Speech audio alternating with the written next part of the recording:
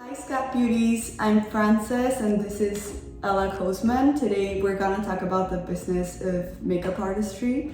And first I want to start off by introducing Ella, your future celebrity makeup artist. Can you tell us a little bit about yourself and your class standing and everything? Absolutely. So my name's Ella Kosman. I am a sophomore currently in the business of beauty and fragrance.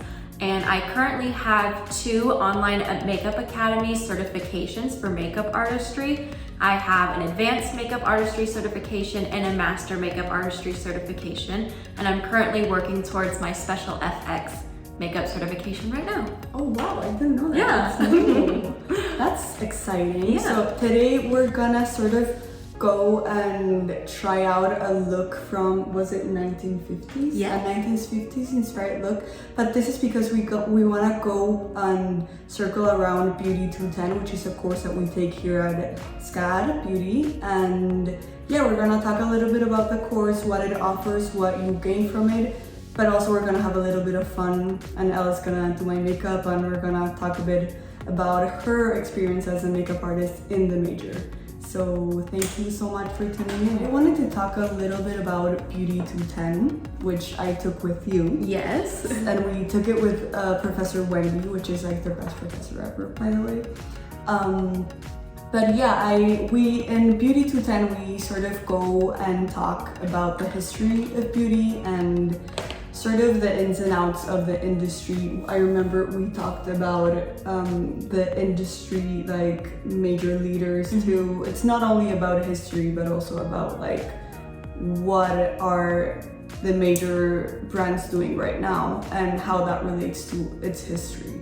Yeah. So I think that's pretty interesting. 100%. Yeah, and how do you like think that in class sort of you can apply what you did there into your own work as a makeup artist, of course? So I'm gonna go in with some toner.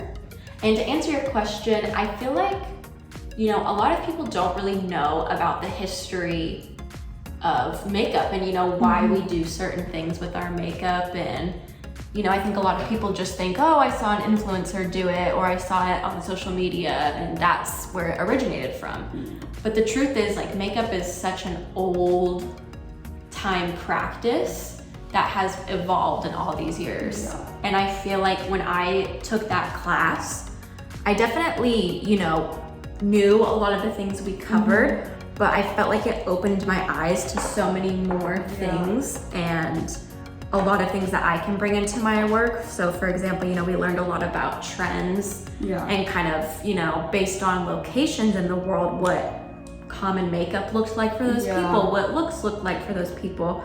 And for me, I think it kind of opened my eyes and realized like there's so many looks that I could do, so many different things that I could do. Sort of the more you know, the more you can do in your work. Exactly. And it applies to everything, not only beauty. But I think this is a very good course for you to sort of get a grasp of what the beauty industry is. So I think it was really cool. And I think it's also cool, you know, as a makeup artist to, you know, kind of understand like why we do the things we do, you know?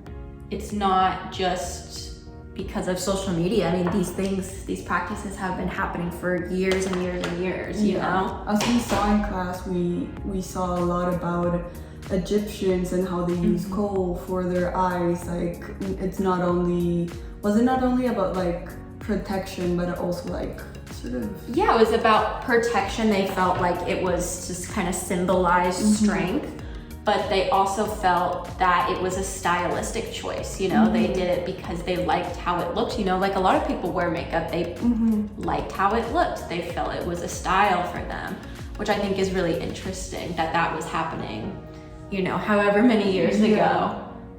And you think it's very important for people to be informed about the past, regardless of what you do, I guess? I think so, because I think that's how we learn, you know, that's how we benefit, that's how we understand.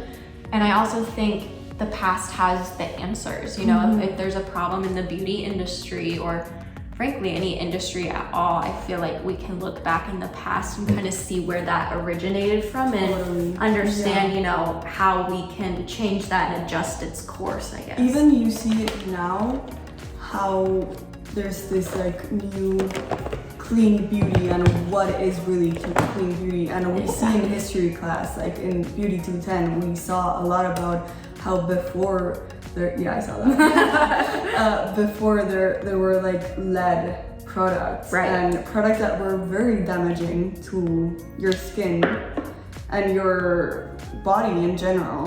And I think it's crazy to see how we're still like using products that are actually not good for us. Exactly. So I mean, it's a thing that keeps happening. Yeah, it's something that keeps being repeated, and you know, now we have all this science to prove that these products aren't good for us, but yet it's something that's still happening. And I think it's a bummer for a lot of people, because I think we're moving in a direction where clean beauty is more of a want and kind of a necessity. And I think a lot of people struggle that brands don't listen to that and continue to put out products that frankly are not good for us. Yeah, true. And now that her skin is all prepped, I'm gonna go in with our base makeup. I think what's interesting with Beauty 210 is we learn about the history of not only makeup, but fragrance and skincare as well. And to me, I think that's really interesting, because as a makeup artist, you know, I'm not applying fragrances on people, you know, I'm not doing like a facial on them, but I am giving them a service with makeup. And in makeup, there's fragrances. And before we put on the makeup, we have to apply skincare products to make the makeup set well. And so I think, you know, kind of looking into that, all of those industries, it definitely kind of opens your eyes and makes you think, like, kind of rethink like what products you should be using. And I definitely knew, like, after I took that class, I took some time and I went through my kit, and I definitely looked at all these products that I had, and I looked to see all the fragrance amounts in them. I looked to see, you know, I checked my skincare that I had in my kit to see if it was good and had healthy ingredients. And I found that some of the ones I was carrying didn't. And so I had to take it out. And I feel like that class kind of really opened my eyes to that. You can never go wrong with this look. And I feel like this is kind of also one of the looks that I feel like has stayed pretty consistent from what it originally was. I think, you know, when we kind of look into, you know, Egyptians, they did have the kohl, but we've kind of taken that, and I feel like now modernly like ran with that idea and have come up with a lot more different ways of applying it, or different ways to make it look. But I feel like a 1950s look has stayed pretty consistent, which I really like. I think that's interesting.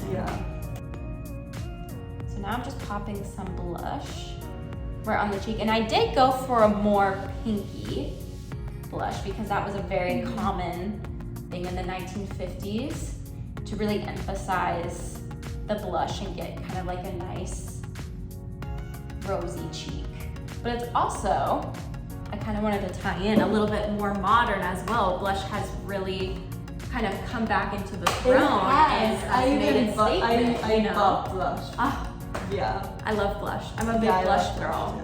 And so I think it's interesting, you know, that's like a parallel between, you know, the 1950s and then now modern day. And now we just want to look like, I don't know, happier. I feel like blush makes you look happier. It makes you look happier, but it also brings like dimension and warmth to your skin, you know? And I think also blush is something that looks good on everybody. True. You can't go wrong. See the difference. Yeah.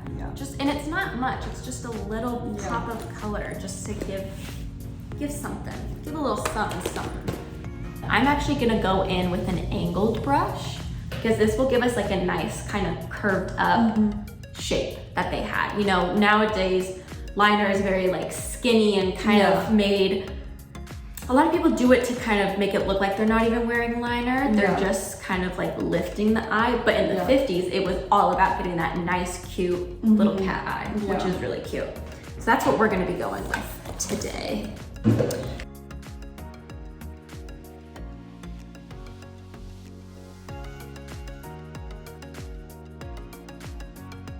And now to finish off the look, we're gonna do a nice, bold red lip. Yeah, I love that. Which will be gorge. Absolutely gorge.